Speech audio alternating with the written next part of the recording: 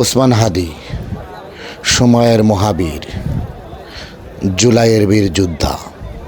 ইচ্ছা পোষণ করেছিলেন সংসদ সদস্য নির্বাচিত হয়ে দেশের মানুষের কল্যাণে ভূমিকা রাখার জন্য, কিন্তু সেই নির্বাচনে যাওয়াটাই যেন তার জন্য কাল হয়ে গেল।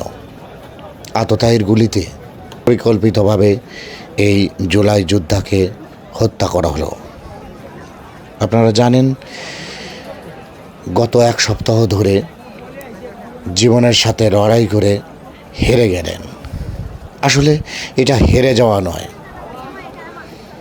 তিনি তার বিদায়ের মাধ্যমে গোটা জাতিকে একত্রিত করে গেলেন, গোটা জাতিকে মাথা উঁচু করে দাঁড়াবার শক্তি দিয়ে গেলেন, গোটা জাতিকে বুঝিয়ে দিয়ে গেলেন যে আমরা আজাদি চাই, গোলামি নয়। গোলামির বিরুদ্ধে তার যে ইচ্ছা ছিল, তার যে আশা ছিল, আজকে জানা যায় এই উপস্থিতিতে সকলের শপথ গ্রহণের মাধ্যমে বুঝিয়ে দিল যে এক হাদি চলে গেলে লক্ষ হাদি জন্ম নেবে।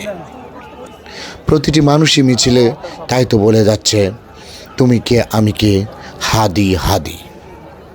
এই হাদি যে লড়াইয়ে নেমেছিলেন, সবাই শপথ গ্রহণ করলেন যে আমরা এই লড়াইকে এগিয়ে নিয়ে যাব। হাদির যে ইচ্ছা, মুক্ত বাংলাদেশ, যেই বাংলাদেশের উপরে পার্শ্ব কোনো দেশের খবরদারি থাকবে না, স্বাধীনতায় বাধা হবে না কোনো দেশ, তারা নিজেদের মতো করে স্বাধীনভাবে বিশ্ব মানচিত্রে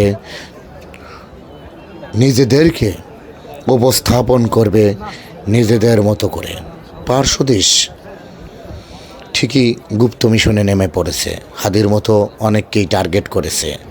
হাদিকে দিয়েই তারা তাদের গুপ্ত মিশন শুরু করে দিল। আমরা জাতি হিসেবে যদি ঐক্যবদ্ধ না হতে পারি, আমরা যদি হাদির মতো অন্যদের রক্ষা করতে না পারি, তাহলে বাংলাদেশ অন্ধকারে হারিয়ে যাবে তার স্বাধীনতা।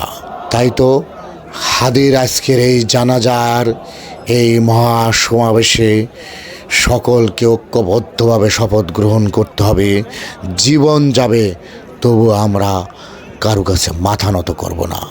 আমরা মাথা নত করার জাতি না, আমরা হলো বীরের জাতি। আমাদের হাদি হলো অনুপ্রেরণা। আল্লাহ হাদিকে উত্তম জান্নাত দান করুন। আল্লাহ হাদিকে শহীদ হিসেবে মর্যাদা প্রদান করুন।